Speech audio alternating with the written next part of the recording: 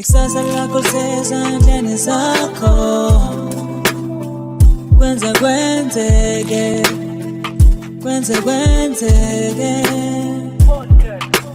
Nina wesilo nebamdlombane vukudla amadoda inhlondle nophapha ekhanda kamenzi ndawonto wenza sengathi uyakhala uyalila uthi igula kaJamal chithekile ichithwe ingqolo endala ngiyakithi malandela imbe nambene kabhusho obukhali inkulu inkaba ifuna ungena ejokeni. Hayi bafowethu akukho okunye sikuphathele #kwenzeke podcast sikulethela bukhoma kuyifoni yakho nje asidinga ukuthi la nje efonini yakho la uzobuhamba khona uhamba usibuka. Namhlanje ngikuphatheleke enye yeyinsizwa esencane kakhulu bafowethu epowerful ngendlela eyisimanga insizwa yalaphana ke kwaNongoma ake ngilando wakithi sokungaxala iPodcast cishe we have more than 20 episodes mkhaya akho lutho kwakithi ake ngiye ngakithi bafethu kwaNongoma. Namhlanje sinothulani umfoka Thabede laphana ke insizwa ke yaziwa ngosihlanzi enkunze ebonye enkunze zokuxhumana uma ungayitopa unje sihlanzi uzohamba uyithole ubona izikhuluma ngobani la but ke lensizwa ke lena ikhule lapha noma ezalo lapha ke koMbuzi kwaNongoma ehlala Nkosi yaphinde lapha ngonyaka 2012 iyenze umatikuletsheni wayo lapha ke eHlanganiphani high school yaphinde futhi ke yayisi 2013 yangaba ne break la yenziwa abanye ukuthiwa ayingisathatha i break kancane yashona lapha ke euniversity lapha eOngoye yafika lapho Ongoye izifundo zayo zobuthishela yasuka lapho ke ngo2017 ibisiba uthisha ngokusemthethweni uzakashitshela ingane lezi ekuthiwa ziyajive sengibona ku Facebook ku Twitter ku TikTok yajive strong lapha ezikoleni kube ngisafunda ngalezi ayikhathi ngabe kwahamba kahle so ke uzosithetha khamba njani esikoleni kanti ke futhi okubalekile ke ngaye engithenga mthandela khona uyi fashion designer une company asebenza ngaphansi kwa icompany yakhe ebizwa ngokuthi sihlanzi boutique. Yabona bafethu abantu abasha bekhuthele ngalolu hlobo hayibo singayekela nthini ukukhuthala qhawula kwethu mfoka Thabede asikwamukela qhawula kwethu Ntonga amashobana vethu awunayo lo voice uthe qhamuka nje ngathi ayile voice yokusakaza le wazongiqhaphaza mina ngiyathokoza mne wethu ngibingelele nababukeli indawo zonkana la sifinyelela khona ubikele nethimba ligolile nethimba onjiniyela lapha eintanjeni abadidile futhi siyabonga kakhulu siyathobeka mkhaya mfowethu uyindoda yasemakhaya umfana okhulula emakhaya kodwa namanje simona into zakhe sezenza mfowethu sesikubona inkundla zokuxhumana usuya trenda usuphusha umsebenzi wakho lelo buthishela ke bengingalazi seliyavela nalo so khuluma nje kahle senabe mfethu ukuthi usuka nokuhlala ukuthi masikhuluma ngomfoka Thabede kahle sikhuluma ngobani. Ngana kwethu umfoka Thabede njengoba usubalile nje ngidabuka le phansi kwaNongoma koMbuzi ngiyindoda ke ngicabanga ukuthi ekhuliswe ngesintu kakhulukazi enayibonga indoda ebenayibonga ayazi indoda ubabane umfana Degovu lapha ngusikilekile lasemhlalo ntombi ibanga loyisazi ukuthi sabalona omncane egcolume intombi iPhone ngidakwa phansi kwaNongoma kwadlula ujeqeze lapha emzini kaBaba kwafika zime enkululekweni ila engizalwa khona ngizalwa intombi yakwaNhlengethwa uHlengiba umazi owendawo nje usisi lapha owazi ukuthi eyona nathi evuka sibancana ngoba ubaba uNdedegova washiya nje ngicathi ngangineminyaka ewu14 ngaleso sikhathi wasala nezingane ezo8 bekunzima nje ukukhula kodwa ke mfethu sikwenzekwenzeke mfethu danke mkhaya so mkhaya ukukhula ke esimeni esinjengaleso ukhula ubaba engasekho waqinisela kodwa njengendoda uzuza zonke lezi zinto kuningi sisazokufunda ngawo futhi ngiyakholelwa ukuthi sisazokufunda. Okay ake siqale ngake mkhaya kube njani ukufunda emakhaya ngaphansi kwezimo lezo ayishoyo belikhona iphopho lokuthi no ngizofika la ngifisa ukufika khona isithatha nje usibeke nalapha ukhule emakhaya benidla kamnandi nishare nezingane zakini imali iningi ekhaya kusaphakela ukudla nidla nikuchithe siphethe impilo mfowethu ejulile umuntu waseyilokishini ongayazi oyiphilile usekhaya. No ukukhula kwami nje mfethu ngoba ngisho nje ukuthi sishiye indoda ebekade iyona inhloko ekhaya futhi ngalesikhathi sakhula phela kwaNongoma bekwaziwa nje ukuthi umuntu kumele esebenze wesilisa wesimame masethola umendo wona umsebenzi ukuthi ebheke ekhaya so nje naye futhi mayisihamba isishiya izingane eziningi ekhaya nje siba u8 So umama ngaleso sikhathi bena 34 years mangimbalele ukuthi khamba ubaba yena bena 34 years sho wayemncane kakhulu but nje yena ingane ke phela ezikuyena zu 6 then leze imbili njengendoda sizomthethelela baba wakho so nje ke sikhule kanjalo mfethu ngimdala ke futhi ngoba ngumfana oqala khona 14 years yes so ebengimelama umuntu ka92 umuntu engimela sesiwami so sikhule kunzima nje ngoba phela izinto kuthe masihambile into esibhekile ngoba ngicathi kubalekile kakhulu emajongo ukuthi sikhule singane zethu isane eminyaka emincane esikwenzayo kuzo ziyakubambisisa futhi kuyohlezi kusho likhulu kuzona ngoba ngizokhumbula nje ukuthi ubaba ngihlezi ngisho ukuthi uyindoda mina engathi ngiyamazi ngaphila isikhathi eside naye kodwa ngabona emncaneni bami nje kule minyaka emincane ngaphila naye ukuthi wayekwenza kwenzeke mfethu wayenza nje mfethu ewondle ekhaya nokuthe masekuhamba yena kwasekucaca ukuthi mfethu sesiphandle angiphenduke ngibe indoda ngimncane ngimnjala ngibe nephupho engifisa ukubona ngihambe ngokusebenzela kanzima ngikwazi ukuthi ngikubuyise ekhaya so iqala lapho ke impilo ngifunda khona endaweni kaNongoma ngase ngimova ngaye endaweni yaseMpangeni sengiyofunda ugrade 10 nakhona njalo ngicabanga ukuthi kwangilimaza kakhulu nje ukuhamba kwale yandoda ngoba ngabe sengiba umuntu one-anger kwesinye isikhathi so ngase ngiqheliswa ngaya la ezizalwa khona ngoba ukanhle ngethwa basuka emthunzini ekhabo mama so ngase ngiyophila khona ke ngafunda ke sengenza ugrade 10 ngaze ngafika ku matric ngase ngiqeda ke mfethu ngoba sengidlulele eUniversity of Zululand la ngigcine sengikhona khona beyokubhidilisha lapha nalapha nje ngoba bekuyikhandla nokusebenza kanzima buhlanipile emkhaya ubuthola o90 noma buyifanela nathi buhlanganisa no mfethu mangakutshena nje lekuhlanganisa indoda lekuhlanganisa ngoba ngitshena ukuthi ngifika nje ehlakaniphana ngiyabonga kakhulu uthisha balapha ehlakaniphana high school la ngifunda khona bangemukela ngathi bangimukela nesimo sami ngiyakhumbula nje makubhala ama-essay ngangiphasa ngemakule ndoda mfethu kusho uthena kunzima mawubheka imfundo mhlambe hayi ngoba mhlambe idelelekile yini kodwa eyasemakhaya kwakucaca masufika la ukuthi hayi ukhona umehluko kakhulu lapha esilungwini ngangisiqenqe kuyimaths ngangisiqenqe sithi ngcono khona kodwa ukhona ngenakho futhi angemi ngayo ngangiye ngishaya nje number 1 esikole sonke ngoba ukufika uqhathanisa ama-class ngama-class bese uqhathanisa ngokuthi yena uba number 1 kulabo number 1 bama-class so nje bengenza kahle kuyimaths hayi bekunzima lapha esilungwini kunzima ngiyibona nje khona insizwa kwakuthiwa ngomvuzo umfaka kunene ngithe mangifika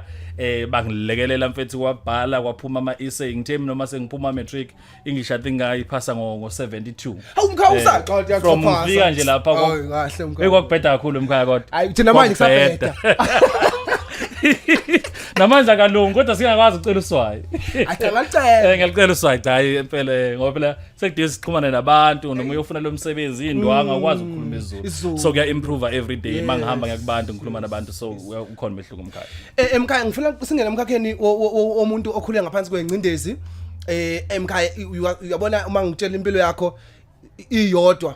kwamina iyangigqugquzela kwamina iyangakha mfethu ngifuna ukubheka ukuthi ebuthisheleni yini ekufake uthi uzohamba ube uthisha mfethu because uthisha ngiyacabanga umthinto ongangamina othisha esikoleni ngangiphoqelelwa ukuthi ndoda hambe yokwenza i-teaching azange ngenze kunalokho I done ilokhunjana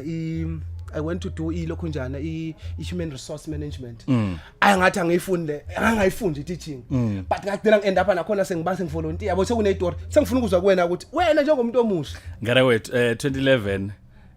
sibeke intombi ezizalayo ngenxa yesimo sempilo nokuhlaliseka la sikhona sashiya khona ubaba samuva sawohlala kwenye indawo kuthiwa aqondile khona kwaNongoma so lapho uwama wakhanda uRondo amandla kaphela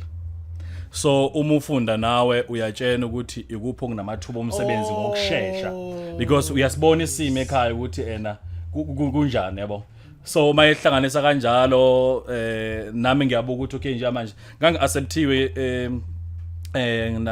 nako nursing ngangifuna ukwenza ne-law nakhona ngi-acceptiwe kodwa ngagcina ngiprefer ukuthi ngithathe education ngoba sengitsheniwe ukuthi no kwalaw mawuqeda khona yokwenza ama-articles ngabona ukuthi umama uyobe sahlala lapha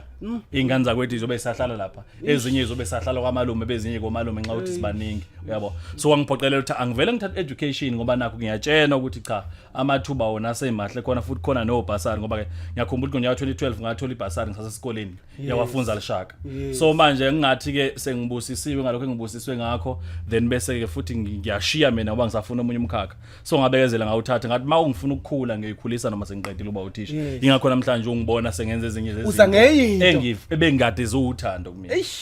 engingaqalanga kuzona kwakumele ngiqale lokho uzokwazi ukuthi kunginika isento kungenani ngibeke phezulu kwesento bese ngifika lokho engifuna kuba yona ayo nothile khehla lami nothile mfowethu awona masikhuluma ngama hustlers #kwenzekwenzeke mkhaya mfowethu angifuni qamamanga ngigcina sengiphelwa amagama ngizwe ukuthi naba abantu esifisa ukuphila nabo naba amajita ahlanganisayo okay now ke uyafundisa ke manje ngapha kukhona ezicomplainayo nje ezingabaculi kuphela nje eziculayo kuphela eziyacomplain yabo kufika kanjani mkhaya ubone ukuthi kumele ngibalansise kumele ngenze ngapha nangapha yini yakufika noma wakuvele umqondo wakho uthi okay as understand ukuthi ebuthisheni use but ukuthi ufuna uqondanisa ke manje konke kusephambili kufika kanjani ngaba ukuthi nje bethi iphupho elidala ke khona ukuthi umuntu ngaphandle ukuthi uyazazi ukuthi ufuna kuba yini kodwa kubaleka kusemqoko ukuthi mase ngimdala ngifuna kuba nemali kokusemqondweni lokho so angibalansise ukuthi nje manje ngizokwenza kanjani lokho ngokuthi mhlawumbe mase ngiqalile ngoba sengingenele education mina into engayenza yilena engihlezi ngiluleka nabantu abasha basaphuma eMavarsity mabe yoqala ukusebenza nje abantu ukuthi yena mfowethu ke income iyodwa ayikho enough ungambona nje imeya kodwa mangena imali yomeya kuphela njalo ngenyanga akwanele idingeni zakhe idingo esinazo zinkulu kakhulu kunemali esinayo ephaketheni so manje kuyadinga ukuthi ulande nokunye kwazi ukuthi ube nama streams amaningi for income so the time I started working ngixolisa isilungu ayisarathi impela mfowethu bengakithi unongoma hlezi bewubukela phansi nangu umkhaya wami ngithemba umkhaya la alesikhathi ngiqale ukusebenza so ila ngiqale khona ke sengiqala icompany le mhlawumbe sazongena kuyona ukuthi okubalekile mase uqala ukusebenza usukusajwayele ukuthi ngingaphila nge1000 bengiphila ngale eVarsity every month so mase usunikezwe imali mhlawumbe ngango 18000 kusakhulula ngani ukuthi wena ubekezele kwesikhashane uthathe le 1000 bophila ngalo mhlawumbe usungale-add phela ukuze ubonakale nawe shintshe namabhuluku nayo yonke into ukuthi sasebenza mhlawumbe invest 5000 mhlawumbe ukuthi uyayinaka wena nabasekhaya banaka then the rest uyiqale ibusiness because isona sikhathi right sokuqala ibusiness mawuqala ukusebenza ngoba idingo nempilo usuku usayiphila usuku usayijwayela so kusoze kulula ukuthi no ungayithatha imali udlule phambili wenze okunye mhlambe ukuyikhulisa so ngaqala ibusiness ngaleso sikhathi ukuthi ngingahabi nje nezikwenete eziningi nezinto eziningi so yeah ngithatha kwenze kanjalo hayi mfana sincela kokwanzile namhlanje bafethu sincela kokwanzile umuntu omusha uzophuma ejabulile right asize lana ke mkhaya aliqala ke ibusiness lakho 2017 sihlanzi boutique lale gama lika sihlanzi ngoba phela thina kwaZulu sazi ukuthi sihlanzi suke siyophalaza lapha ilokhu nje into ezithi siyisebenzisayo mase yofuna intombi laphana ithi indaba yakho oqhawula kwethu ngala kwethu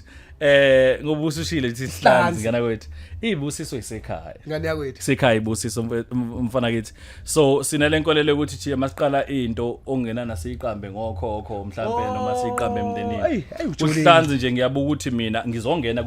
kwimfashion inhlanzeko ingezo so mawuthi usihlanzi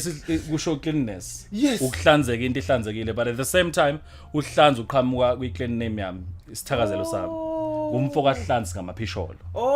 umaphisholo ngikhehla elidala kuyinyanga yaziwa ukuquvula wasendaweni kokuvula so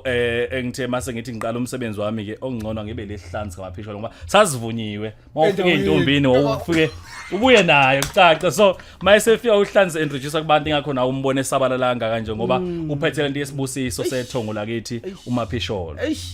ngana kwethu ay power mfowethu sithatha usibekeke sihlanzi boutique nenzani laphana ngiyakubona namanje unzima mkhaya shenkundleni zokuxhumana lapha ku Twitter unzima no ngana kwethu la kwaSihlanzi boutique angiqale nje ngokuthi ngibukele lento mina ngiqala ukuhamba long distance beku 2010 bengisuka kwaNongoma ngempangeni that was my first long distance long distance hambe hlezi nje uloya 40 kilometers okusuka ekhaya ngeyaNongoma sele ungakhula so ngithe mase ngihambe long distance bese ngempangeni ngabuka ukuhlukana kwezinto ukuthi okay mawufika lapha ezilungwini uyabona ukuthi izinto zikhona and abantu basemakhaya bayabhukula besuka emakhaya beyilungwini beyofuna lezo zinto bebuye okanye bengasuki nje kuphela bebuye kube nento ukuthi yena umuntu ophumelele emakhaya sasimhlonza ngokuthi sazi ukuthi usekhanda indlu kanokusho esilungwini akayikhandi ekhaya uyabona so ngabe ukuthi yena indaba yangakithi noma umhlaba wokhokho siyawudela ngoba sifuna ukubona impumelelo yethu kanti bese ngayibonakalisa ngala so mangibuka lapha abantu besuka behamba beyofuna izinto zomshado besuka behamba beyofuna izinto zokuhloba so yasithi lento leyo no angingenele business imarket yami enkulu mina ibigxila kakhulu endaweni zasemakhaya so kwanongoma nje ngiqokisila kakhulu imshado yakho ukubheka lapha kozulu lento ubheka lena kwezinye indawo kwesisisabalela kakhulu so but nje kodwa ukuqala ukubuthi okay imarket yami ikuphi and then angisizela abantu abazosuka ngaso isikhathi beThekwini angibatsheni ukuthi ngine trip esuka eThekwini ekanongoma ngizohambe ngidlula indawo ngiphathe match ngihambe ngima ngisukela mina ngiyawuqeda mhlawumbe 6 hours ngibheke ekhaya kodwa mhlambe yes ngihambe ngidlula ngiyokala abantu ngoba ngifuna ukufinyelela kubona abantu ngoba siyazi thina abanye banawo amandla bengasuka beze koThekwini abanye bazibafike bekona bhilidi bayaduka baxayekile egcina umuntu ecompromise egqoka noma yena afuna ukuyigqoka so asaqala ke lapho kuhlanze boutique ase siyathunga mfethu siyathunga senza ama suits traditional outfits ngabe umembeso umshado umkhehlo yonke into sinanemvunulo nokuba nemvunulo ngoba nakho konke sikulanda sikubuyisa kuphi la uthi umuntu mayizofuna imvunulo ongena nakabona na t-shirt efike lithanda yabona umuntu mayizofuna mhlawumbe isuit akabona na imvunulo efike ithanda so yonke into asiyenze la ibe ndawonye so that umuntu ezokwazi ukuthi esizakala endaweni usekhona nihluke ngani kwamanye ama lokhunjana amanye ama designers akhona noma ama companies asidayisela izimpahla ke hluke ngani ngala kwethu okusemqoka mhlawumbe umuntu akazisho phela ngqondo ukusho abanye abantu baseceleni istish ngana wethu istish sethi siyakhuluma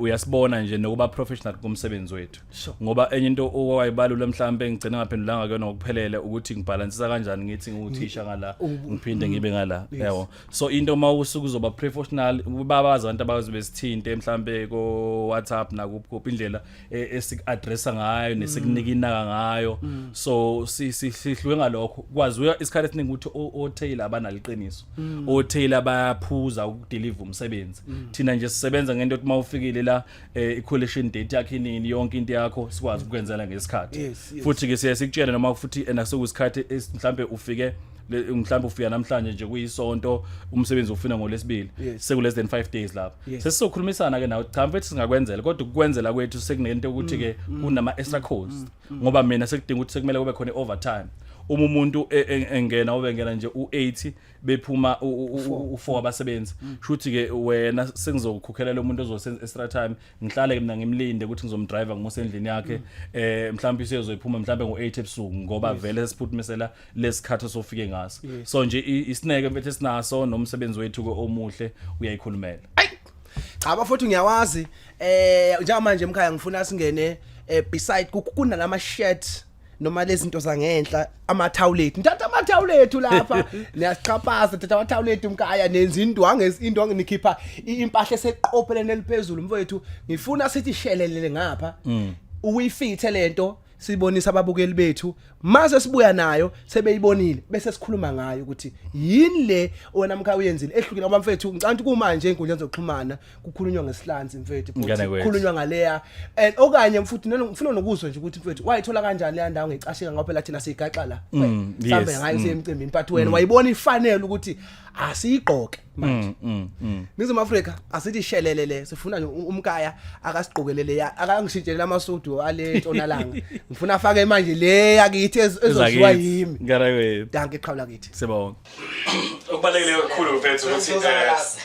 owethu umsebenzi yobona ngale print le symbolize ijongo design yes ngokubona nje mhlawumbe ukuhluka kwayo ukuthi ihluke kanjani la we have le towel le ulohlu yona print noma yona stripes so uthi lo uvela lapho kuhlanza Kwenzekwenzeke sesibuyileke shaya iziguqu cha ngishintshile mina umkaya unehliziyo bangiphatheli mina but bafethu anibuka into enhle bafethu nenkade niyibuka lapho nibona into enhle kanjani bafethu no bafethu no bafethu lethi ifuna ukushaya idlandla bafethu awudendeni nomona la endlini akekho ushayizandla iTV ngaka la ubathi shawa hayi ngawumona uyeke ngana kwethu udetele mina ngiyayincoma into enhle indlela lento mfethu ngana kwethu mkhaya sithatha usibeke thina saze ithawula lamabhinqa wena wayishintsha lento wavele wayenza lento oyenzile isimanga sempahla Ngarabethi ngibonga kakhulu ngoba sikanjena nje siseyinqoleni semajongeni namajongokazi umsebenzi wabo ngane wethu okusemqoka kakhulu ngoba ngisho ukuthi mina ngifike ngabuka indaba yokuthi imfashion kube sengathi eyomntakabantu icicwici zale emalokishini la vela khona sengathi la ibhinqa nation ngoba ngisho ukuthi nje shuthi ke uyena fashion designer amabhinqa yabo usho njalo macingwane mayengcoba wathi ke yona inkosi yo fashion designer amabhinqa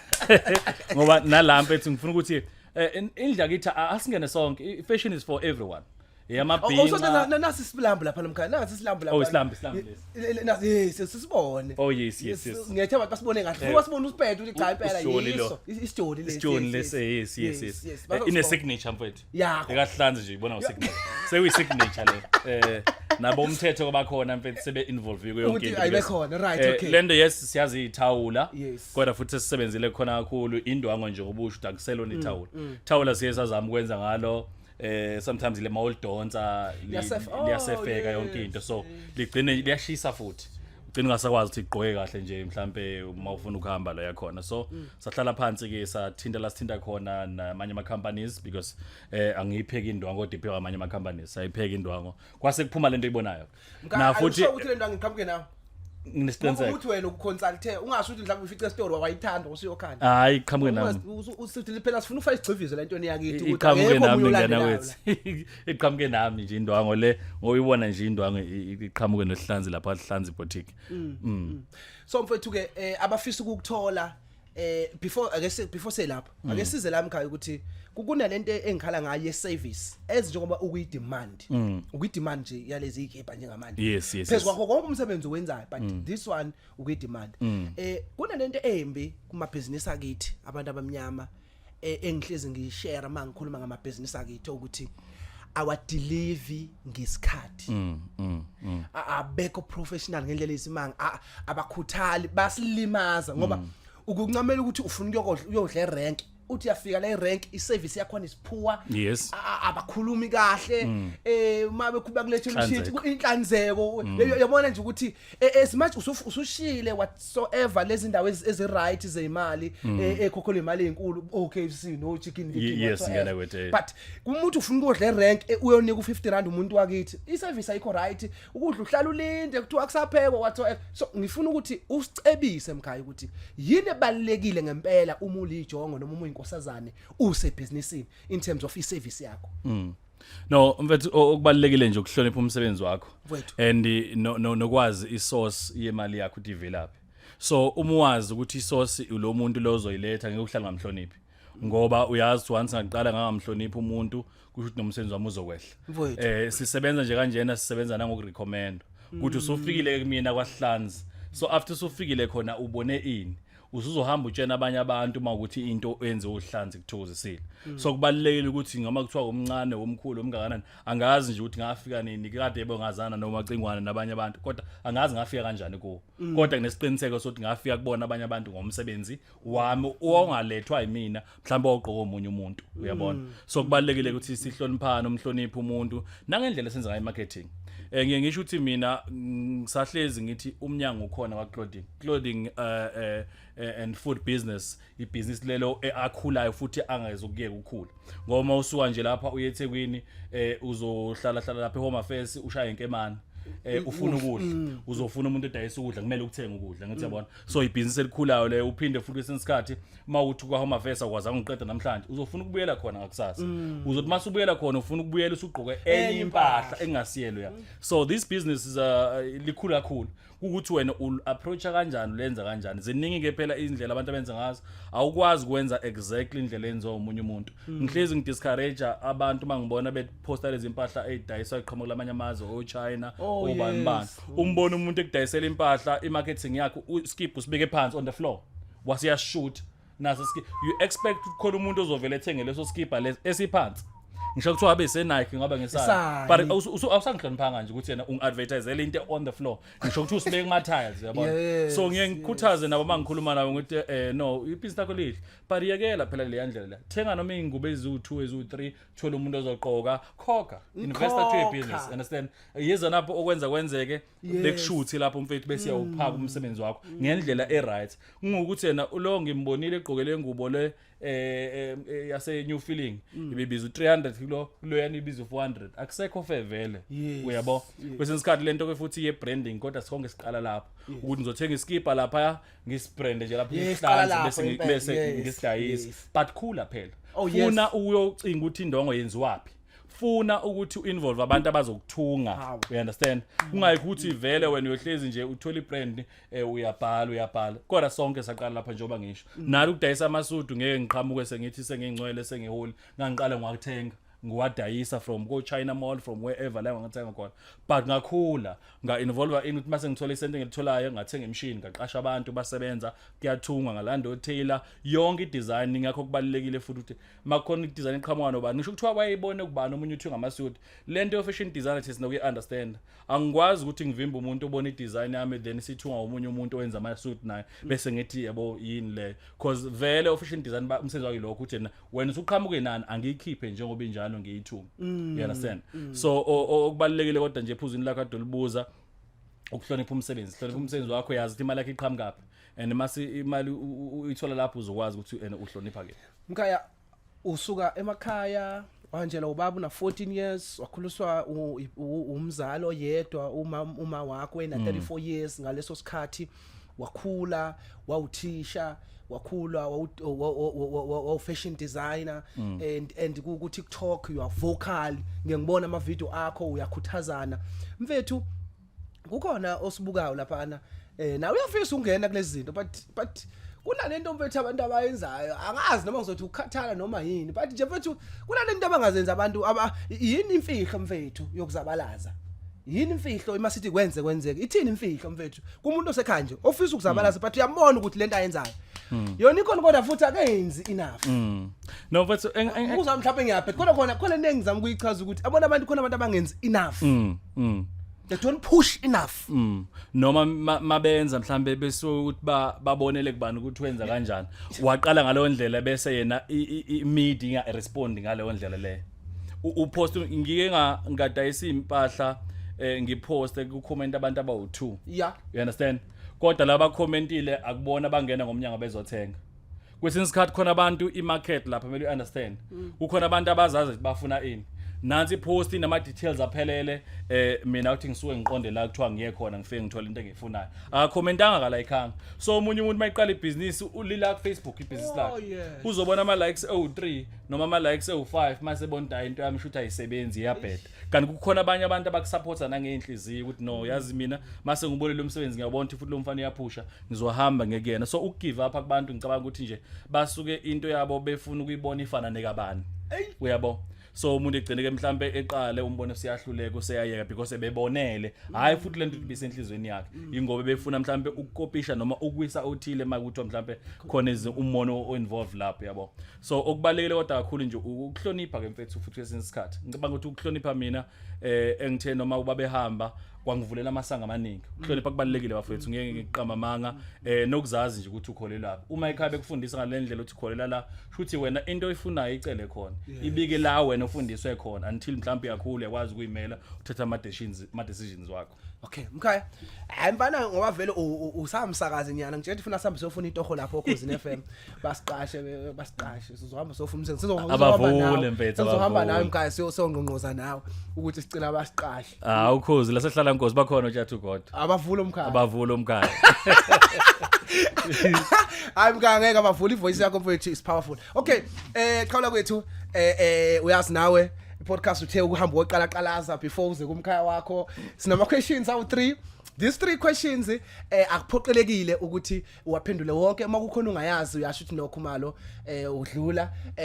mawuphendule futhi akekho uzokutshela la e-studio njengoba sigcwele e-studio ukuthi hayi i-wrong answer yakho but ababukeli abazositshela ukuthi ihamba kanjani lento yakho uphendule right noma kanjani right ngale wethu question number 1 Le question mkhaya ngifuna uyiphendule ngokusheshsha. Like nje immediately nje mangiyibuza uhlale kuyona. Ungangithatheli isikhathi. Khuleka. Okay. Usihlanzi unenhlamvu ezingaki? Ngicabanga ukuthi izu 8. Mfethu. Azibe u8 zona. Uyala. Ayangali mfethu. So thethela abukeli basho. Kulungile.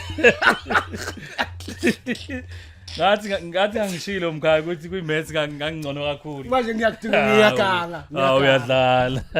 Engabe uqinisile. Hayi sezongabo. Question number 2. Isaka. Lapho kukhona isidumbu, yilapho kukhona amanqe. Isaka ngifuna ungichazele ukuthi ngabe sisukuthini. Wena ungangithi wona ngomanga futhi ngithe uqinisisa isandla ngoba ngibonile ukuthi mangangathambisa uzongabachazela abantu abafuna ukuyazi lapho kukhona isidumbu siyasazi yilapho kukhona amanqe ufuna ngishitha amanqe no ungasho mkhaya awengithi angazi ngisizwe ngaphambelini ngiyaqala ukusiza ayiphendula mkhaya ungakhali phendula kodwa usibona kanjani ngicabanga ukuthi ngizothini ayinuki ngoswanga ayinuki ufake isini isandla ngifuna ukuthi siyazi ukuthi kufana nokuthini mangafica ingqamo kagwayi endlini mhlambe elaweni lomfana wami ekhaya uyabo so okusho ukuthi umbhemu walezi inqamo la endlini uyabo isuki lapho ngithathele ekutheni uma isidumbu sila namanqa la okusho ukuthi amanqa bewa isidumbu angazi ngithola yini ukuze umuntu mayichaza ngiyayivula ngehlazini ukuze angisho ngiyacatha right mkhaya angazi but ukuze umuntu mayebheda ngesiqiniseko with pride cha ngiyasho ukuthi ukuze umuntu ohleze o positive isimo singekho ngara wethu aphakuhle athi khona akube khona ukuphendulayo akube khona ukushoyo ungathuli nje kunjalo ukuthi ayinongoso amakhona nje inqamo kagwayi la ukuthi nababhembazo bala isigameko sila yebo asiye lapho mkhaya bayosho bona besho kodwa ngathi yayikhanda lezi akuzazi angaze ngihlangana nazo esikoleni no right the last question number 3 siqhuba izinkomo esinye sehloko sealbum yamanye amaciko akhona eNingizimu Afrika siphume ngoDisemba kaMaskandi ngabe lelo ciko ubani siqhubha izinkomo ialbum isihloko sealbum ephume ngoDisemba wonke kumaciko akhiphe ngoDisemba leyo album leyo siqhubha izinkomo ibishalo ba cha mfethu angifuni uqamba amanga lelo cigalize sizoxolisa ngeskipa solenzela nje iskipa sejongo mfethu kuphelele ngoba hayi cha ngilikhohliwe iqhawe lakithi kodwa yona ngikhona i-t-shirts kancane noma hayi lutho angithethe ngibe busy futhi mawuthi December nje so ngithoma uDecember wonke mina uthi umkhaya akufune ukuhlala ungaphenduli uDecember ngisuke ngibusy ngithunga nje 24 hours ngihlele emshinini yazohle uzulala uma usuthola ukuthi ubani because umuntu omkhonzile futhi ngiyazi mfowethu cha baseba ngitshela awusafuna uqamba banga nje usufuna uthatha lwana iskipha kuphela hayi lutho ubani lo daba kithi Jesu Nkosi yami futhi ungapha ngeke kube ugatsheni ubuya benyathi ayi wathi malume lo wathi umalume njani wayekhona indaba sakhe into umalume ngazi isihloko sathi angisazi isihloko sasithi ini ngesikhohle isihloko nami yabotha ngazi kodwa ke cha kodwa yena wakithi yena lo oqhuba inkomo akeze mfethu sisonke akazowenza iskipa mfethu umsebenzi ephambili Ningizimu Afrika mkhaya wami ube ntokozo mfethu ukusivakashela ake sikhulume ukuthi mfethu utholakala kuphi ikakhulukazi sayibona le yasesikoleni izingane zizojabula ziyajabula nangusena uthe mama umthungele ingubo esikoleni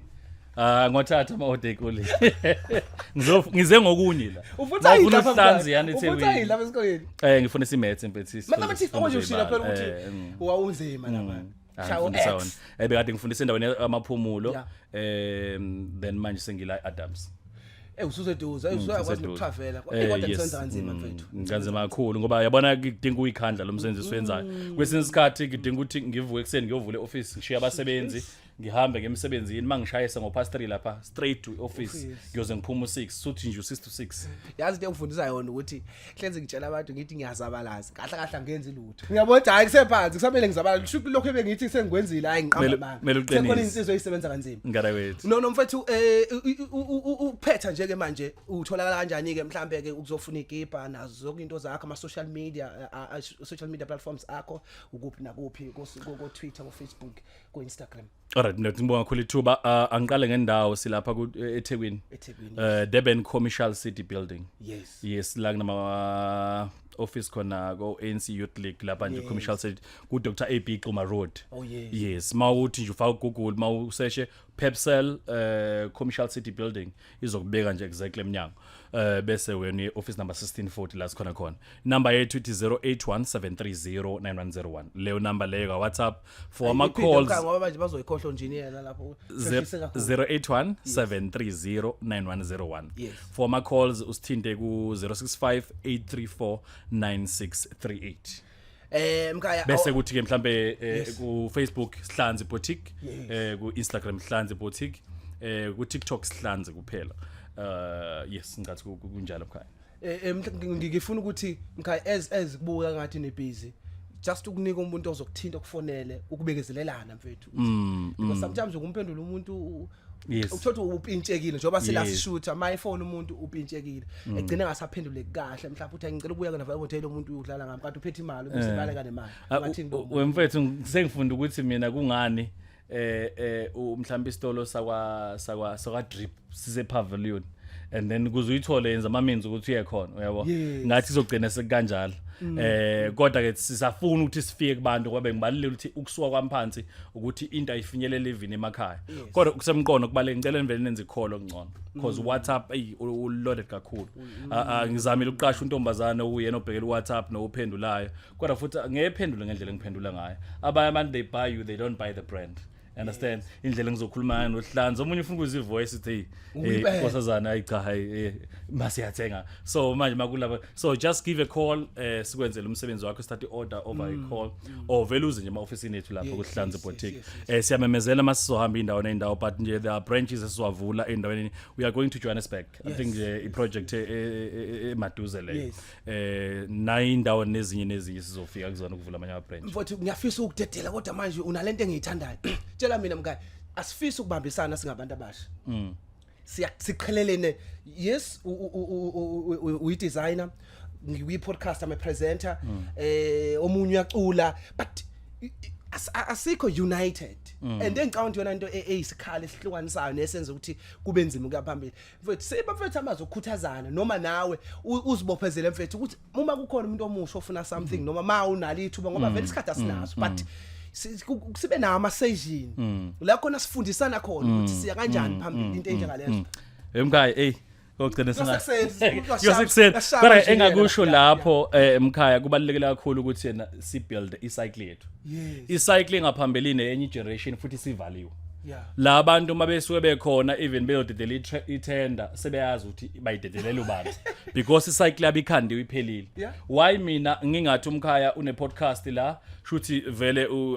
uyaqashisa ngokhamera nayo yonke into we are in the cycle ukhona mhlawumbe umunye uba wenza catering ukhona umunye wenza ini so sekhi cycle yethu network sivale nathi nabanye bakhanda icycle yabo so ngiyazi okay makuthiwa mhlawumbe bangithinta lapha na kwamasipala abafuna umuntu ozoprovider ngama-camera or i-videograph ngiyazi ukuthi kwenzeka umkhaya ukhona umkhaya awukho available for umsebenzi ukuthi then usiyangena ngoma usafuna ukuyithushuza lapha sebevele bevale khona isikonka yonke into ephumayo within the cycle ubani ma courtroom bathinta umuntu ongaphakathi so nami ngoba nje ngingenayo umuntu ongaphambilini ungathi mhlambe ngisabamba ukuthi ubabaye khona active eqembele lethile lezopolitiki angikwazi ukwenza lo angikhanda wami ubudlelwane ngoba sengixhumanile nje nawe mkhaya ngicathi sine insuku sazana sifonelene uyabona so sekusibambene uyabona nomunye futhi my approach uHlanzi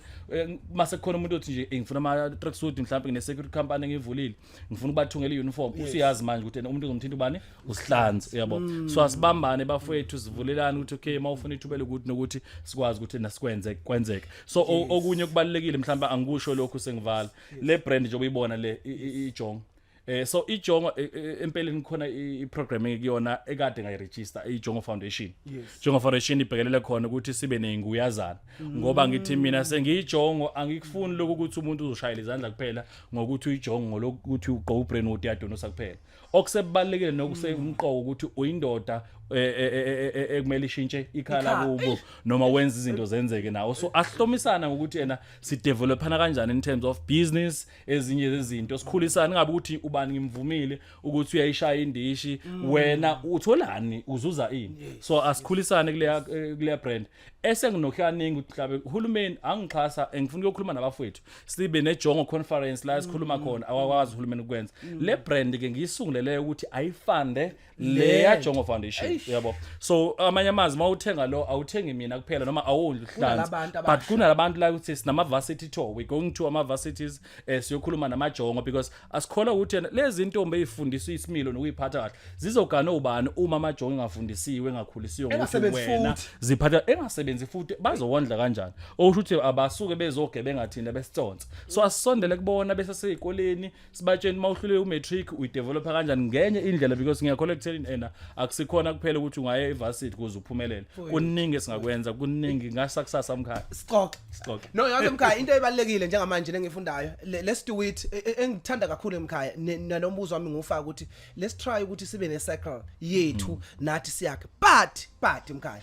angeke ungene kwi circle ungekho umsebenzi wenzayo because inento ezoqhatha ukuthi ani mina bayangivalela ukhumana ngimfonelile mhlawumbe iproject yakhe ayingichazi noma ayikho ezingeni lelo elifunakalayo uthini ngalokho mkhaya ukuthi iproduct yakho kodwa nawe must talk baba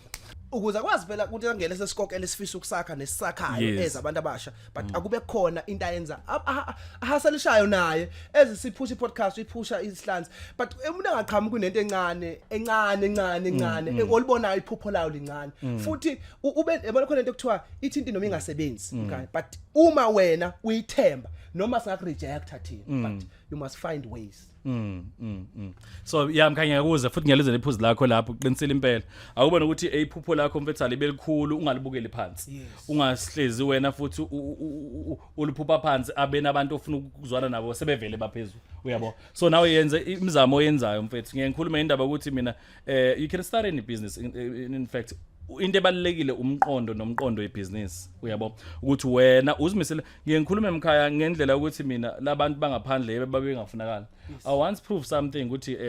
laba abantu laba beze la kuzosebenza yabo and they have skills yabo wena ngwala unamathuba ukuthi ungathatha 125 rand wakho yokuvula icompany ka CICP hayi lezi imali esweke ishiyo ukuthiwa mhlawumbe soyivula ngo 1.5 nani you can start a business uinvolve labantu uthi mhlawumbe wena uvula ucover ama seat labantu bakwazi ucover ama seat and then you just put your banner laphana abantu yaba director abezofala ama seat ubani ozwenza lama seat mina mangisesikoleni ilabantu engibaqashile obani labantu bangaphandle angisho ukuthi kuhle ukuhlala kwabo la eNingizimu Afrika but khona izinto eziningi ezinye singayifunda yabo so obvious ke vele uzofikela umuntu olaba phezulu ezocover seat akhe then uyoqala usuba ne network ukukhuluma nabo then nawe usiyakwazi uyaphambili mfethu ngase kuseni sikhuluma asithathe ithuba qala ukuthi sibonge ukuthatha isikhathi sakho kuyibhizi yakho mfethu bathi nje Dr. Life mfoka Khumalo mkhaya ngizodlula mfethu siyishare imbono noma sixoxe sibone ukuthi singasizana kanjani kuya phambili ngale kwethu ngibonga kakhulu siyabonga ithuba kakhulu mfowethu qhawula kwethu ubambe ithambo lomfoko kithi madoda bafowethu kube intokozo ehlala Nkosi yebo konongo bafowethu kube intokozo kakhulu ukuhlala nani kulolu suku lanamhlanje sithi #kwenze hey baba #Kwenzekwenzeke podcast akukubheka emuva siyaphambili kuphela sithi abantu abasha abayiphambili bangakhathali siyayidinga ke support asibafakele wena support ngokubaxhasa ngokubaleka noma ngabe yini abayidingayo kodwa bona sibafuna ukubabona beyaphambili ithenye insizwa lalela mshana uzophakama noma kanjani asiphakameni sonke mfethu siyabonga kakhulu ngale kwethu Kwenzekwenzeke